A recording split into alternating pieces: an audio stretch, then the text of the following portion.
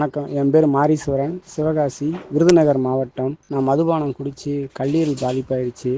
ஃபேஸ்புக்கில் ஆடு பார்த்து பூஸ்லிவர் டானிக்கு தான் ஆர்டர் பண்ணேன். வாங்கி 2 மாதம் நல்லா சாப்பிட்டேன். கரெக்டாக நல்லா சாப்பிட்டேன். இப்போ நல்லா பசி எடுக்கு, நல்லா வேலை செய்கிறேன். நல்லா இருக்குது. நீங்களும் வாங்கி சாப்பிடுங்க. தேங்க்யூ.